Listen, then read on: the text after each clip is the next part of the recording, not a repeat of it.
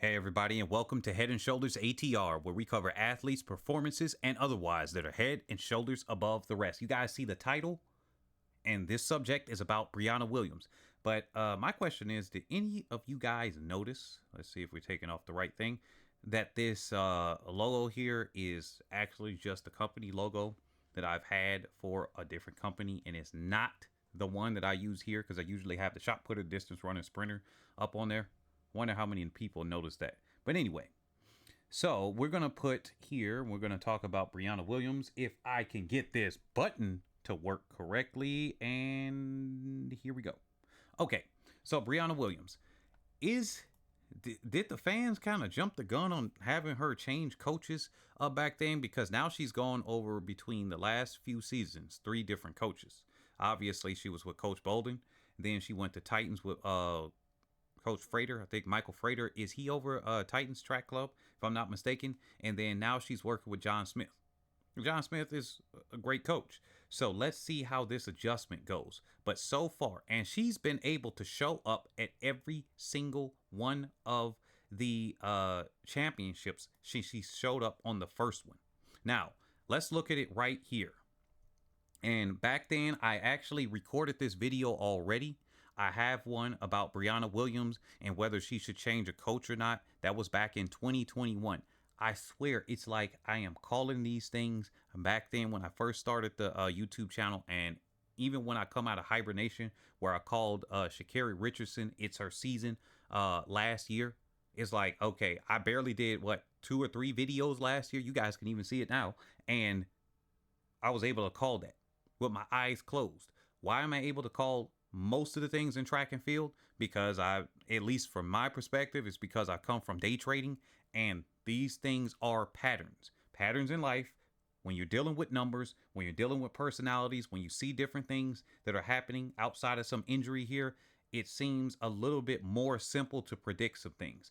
Things are still pretty difficult, but when it comes to certain elements, you can kind of see them. Same way I called Elaine Thompson-Herah winning after I initially had Shelly Ann. But when I saw that one meet, I said, yeah, this is Elaine's year at the Olympics. And what happened? So with that being said, saying all of this to say, I recorded this video and I wasn't going to upload it. So I'm taking a different angle here. Look at where she's coming up with the World Championships. She showed up last year, got a silver on the relay team. Okay. Then she showed up in 2022. She got a silver in Eugene. So she got Budapest, Eugene. She showed up at the Olympics, and she was part of the gold medal winning team there. Now, in 2022, she was not in the finals. Everybody knows that. Kimba Nelson was doing the finals. Okay. Kimba Nelson was there, but she was in, actually, same thing here. She was part of the relay on that relay first squad, and then having somebody else in those finals. So she's kind of got demoted to, hey, you're going to help us get around.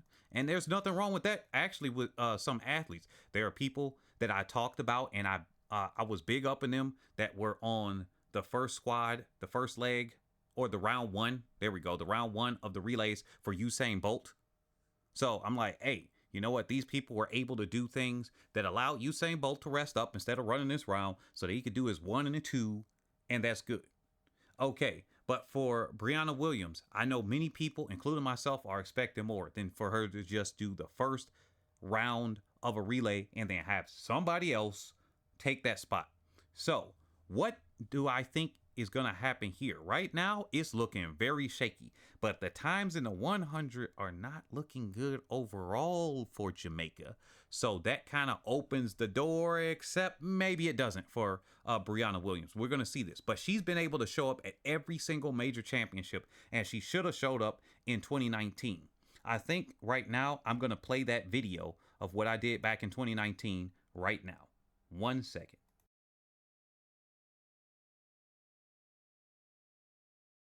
And we're going to play the video right here. Let's take a look at this one.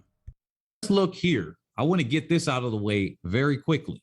We got Candace Hill right here that has the world U18 world record. Now they call it the world best, right?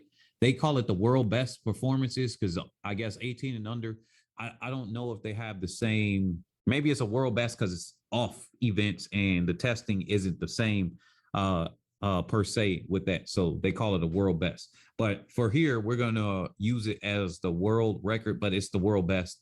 So Candace Hill, 1098 with a plus 2.0 tailwind. Now she literally was at the limit for being legal for the tailwind. All right. For the people that don't know, you need to have a 25 to 30 meters in a dry phase. She was really jacked up. She slipped and rolled it through and got past this Hill's world record here. I don't know if you all remember this, but she did. Remember, she finished at the Jamaican Championships and she ran a 1094. It was wind legal. That was the world best. Now, here she is. She's still a junior. This was in 2019. Now, we're about to go over this in a second, but remember this. Hold this in mind. 1094. That's 4/100ths of a second faster with less of a tailwind than Candace Hill. Now, what ended up happening here?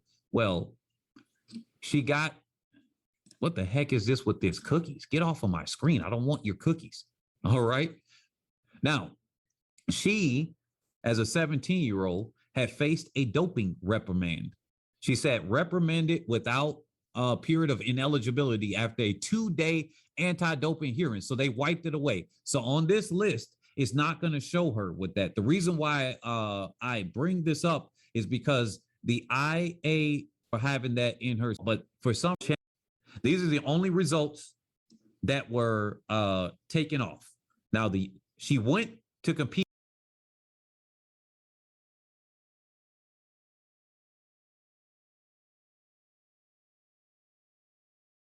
All right. For some reason, this button isn't working with my mic turning on and off. But anyway, you guys see the results there as far as Briana Williams competing and running a 1094. Now, she winded up later on running a 1094, and they ruled and said, hey, she did not do anything and break anything on purpose, so we're going to wipe away that. Now, the way I look at it is, I don't know if something like that should be wiped away, but hey, what the heck do I know? So her personal best right now is still that 1094. So technically, she did that under Coach Bolden. Although, again, in June of 2022, she winded up running a 1094 again. So she has not gotten faster than when she was working with Ato Bolden. Okay? She has not gotten faster than working with her previous coach that she was since childhood. This is kind of like a Dina Asher-Smith. This is kind of like other athletes that have competed at a high level. And Dina Asher-Smith was world champ at some point. And is it that she jumped the gun? On the one hand, I originally titled this and said the fans ruined Briana Williams. That's what the original title was. But then I said, that might be going a little bit too far. And the reason being is because she's still able to make the relay teams. She's still able to make the relay teams. And on the previous video, I said this. Let me do something here real quick. What can she do against Shericka Jackson? You really think she's 19 years old right now? If she was working and she changed, let's just say this year, how much faster do you think she would be if she would be faster at all? But a lot of people are assuming that she would be faster if she worked with Coach Francis. Shericka Jackson's running a 1076 into a headwind, and then she matched her performance with a tailwind. Do you really think she could beat Shericka Jackson? Honestly, do you think she could beat Shericka Jackson? All right. Now let's go with another athlete, Elaine Thompson-Herah. Now we know, even if she didn't run as fast at the Jamaican trials, and she did get beat out the blocks by Briana Williams, and in the 100, at the very least in the 100, to me, it looked like she had, it was a little bit troubling whether she would have made the team or not in the top 3, but it could have just been her taking it as easy as possible. After she got blasted out, she looked around and she did just enough because she knew she wasn't going to win there. All right. But what was she going to do against Elaine Thompson Hero? And let's not even talk about Shelly Ann Fraser Price, which was the winner of both the 100 and the 200 at the Jamaican trials, because we got to talk about that and how she came there and blazed the field. All right. And so she blazed the field in the 100, most definitely. She came through with the win in the 200. What is she? All right, guys. I think that was enough of playing that video. So, at the end of the day, is this Briana Williams' chance to be able to, is this her best chance right now before Shelly Ann Fraser Price retires to actually make the team proper? Is this her best chance this year? But is she just going to miss her best chance this year? Because the new crop of runners that are the sprinters that are there, we got Brianna Liston now. Brianna Liston is actually running pretty dang fast, and obviously when you got athletes like her and others that are competing at a high level, you got athletes that are in the NCAAs and they're competing. A lot of people are now trying to say don't count the times. I'm like, yeah, they kind of translate very well down in Jamaica and the USA. So I'm not going to discount what people are doing at all, because many of these track meets, they have professionals at those track meets, and I can see why those times are counted for those professionals. But is this Brianna's best year to do that? I still believe that it was too early for her to change coaches, and at the time Coach Bolden was like, hey, she needs more time and attention from me than I can give. I understand where that is coming from. I definitely understand. But when she went over to Titans and that was like, hey, now I can go down to Jamaica. Look, I would have rather seen her with Coach Francis or seen her with other coaches, being in Sha'Carri's camp, being in somebody else's camp with coaches that have a proven track record. Nothing against Michael Frater, nothing against Titans. But right now, what's happening in Jamaica, a lot of things are very splintered within different groups. This is a building section, an experimental section in Jamaica. A lot of the athletes are not wanting to necessarily train just under Coach Francis. Number one, he passes away. Boom, there goes your everything. That just makes sense. You don't want to put all your eggs in one basket. And then number two, many of them, once they start getting better, they're like, hey, look, I could do better than this. I was here in Humble when I was slower, and now I got to this spot. Hey, I need to go. I don't like that you are now coaching the young one of the crop. Some people didn't like that. They said, hey, look, I'm at the height of my career. When, if you look at it from his perspective, he's taken the young, above average athletes. He calls them average, but not really. There might be, quote, average among the more elite athletes, sure. So above average athletes, he's taking them and making them faster, of course, right? Looks like my sound is fluctuating. I think I'm moving around too much. So he's taking them to make them faster. If Briana Williams went there, she was a young athlete, she's above average, and if she had any more potential to pull out of her, that would have been a perfect match, right? That would have been a perfect match. But instead, she went to Titans, and Michael Frater, many of the athletes he got around him are formerly injured athletes. He's got formerly injured athletes that he's able to bring back up to competing and competition levels. But so far, the athletes aren't yet showing medal acquisition, aren't yet, for the most part, making finals, aren't yet doing these things. But he's able to take formerly injured athletes and make them better. Johan Blake being the biggest name out of them all. Just look at the roster that he has. Most of the top athletes that are competing for him now are the formerly injured athletes. Unless my data is just incorrect. So I'm like, that's cool. But Briana Williams wasn't injured. She was not a formerly injured athlete. If she was injured, or Dina Asher-Smith wanted to go work with him, hey, that kind of makes sense. Even though the athletes are not yet at their prime levels. So, is this her best chance? Let's kind of look at this.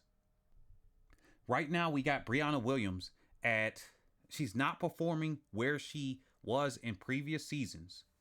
And here's something that I noticed with Briana Williams. Right after the championships happen, whatever, world championships, Olympics, or anything like that, her times go way up. She's running 11 threes. She can't keep herself together.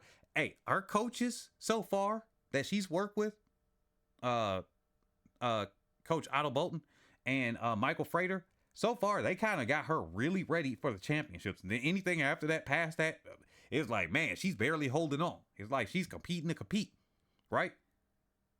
Like, if you look at her results year after year, she's not normally, sometimes she's throwing in these 11-5s and they throw people off. I look back in the past and I said, oh, that's why I changed the video that I was going to do, because actually this isn't as abnormal as I would have liked to think. But she would have had an 11 low, like an 11-01, an 11-1 or something, at least right now. This close to the championships, she would have had something now. That's the concerning part. She doesn't have any of those. Fastest time is 11:39. And that's going to be on the same track. Let's see if she can get herself together right there. So this is her best year to make it outright, but she's got some competition. Let's look at the previous years leading up to the Jamaican championships. Right before that, literally right before the championships, she kind of needed that. Right here, she had this is the Budapest Quest. I kind of like that with the name and rhyme. So that's an 11:04. Okay, that was 3 weeks out. Then she went to the United States and another 11:04. Yeah, she was running 11 threes, didn't finish at this one, ran an 11:2 here, but she's not running like she was there. Even this 11:34, that slowest time in the beginning of the season, is faster than her fastest time now. That is not good. That is not good at all. But again, if she could do things 2 or 1 week out, that would be good, because then she comes by, she's in shape, she runs an 11:01. So that means whatever she's doing close to it, she's pretty good indicator of what she's going to do. Now, Coach John Smith might have some magic there, but I look at this as an adjustment year. And then right after the Jamaican championships, times are going up, up, up, up. Obviously, this is in between running at the 4x1 relay at Budapest. So her times are going up, up. And then in August, obviously, which is after July, she's running on the relay. So she's able to compete at these championships and be ready. But look, right after the Jamaican trials, slow time. Right after Jamaican trials, another slow time. Another slow time. And then after the championships, in this case, world championships, she's another slow time, another slow time. So she's very consistent. And if you look in the past, she's like that. I think that her coaches have been able to get her together for those, but she typically starts to slow. Like, her best times are at the championships, and that's what you want to do, because those when people are watching, obviously. But then she starts to slow down, and kind of significantly. This is a big gap. If you saw somebody doing an 11:11 next to a 10:94 or a 10:99, that's not close at all. That's not close at all. That's daylight. So with that being said, I think it's her best time and her best chance right now, but she's got some bitter competition, and this is the last thing I'm going to bring up. Don't want to keep this much longer. So looking at the 100, okay, Briana Liston, once again, that is a top contender. All right. Then we got Crystal Slowly. Okay, so as I looked at her, and as you guys have informed me on even the last video, this is another Coach Francis star child. So, or project, as many of you guys said project, but I say star child. So if that is true, man, his track record of holding people back, that means if this is a 1099 and this is the hold back technique before something else happens, I'm just looking like, what is she gonna do at the championships? We about to see some heartbreak at these championships, because in the previous years we saw Shericka Jackson didn't make it through. This is gonna be a slugfest, because Shericka Jackson, she looks like she's pretty much set. Elaine is basically looking null and void. But she kind of looked null and void at the last Olympics. Remember?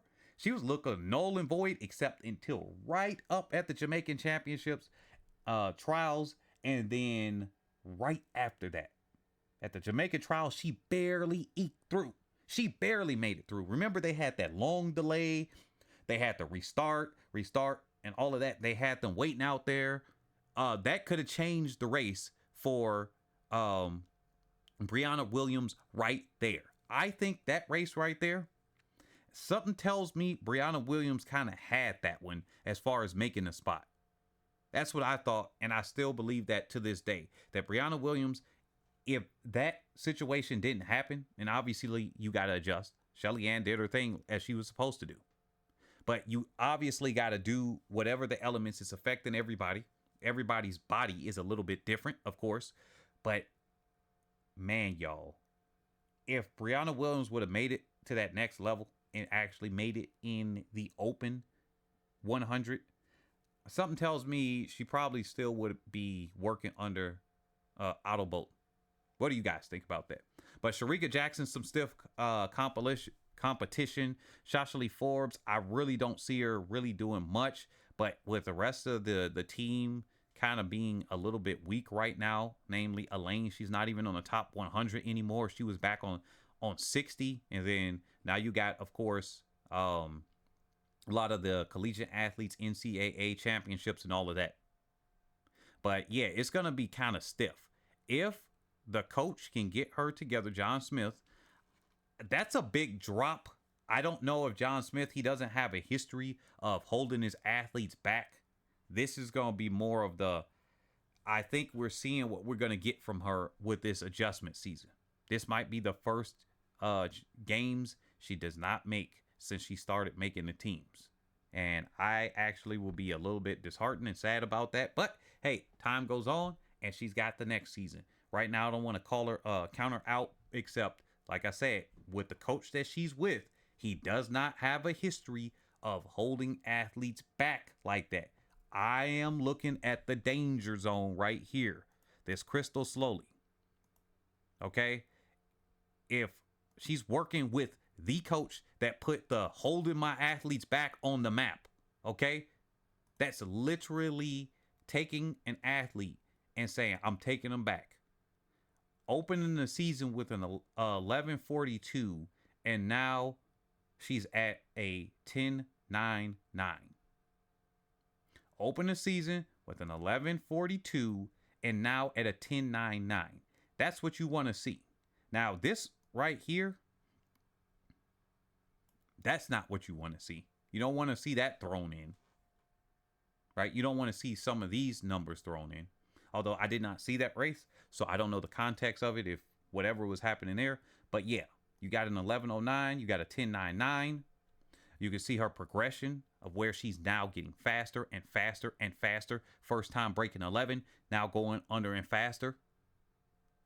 You can see the progression of times going to the downward position. And this is what you want to see year after year after year. Somebody getting quicker and quicker every time they step on the track, with the exception of these 2 seasons here. But that was the COVID's year, and then right after that, okay, understandable. But getting quicker and quicker and quicker. This matched her time basically back in 2019, and then she's on the road. So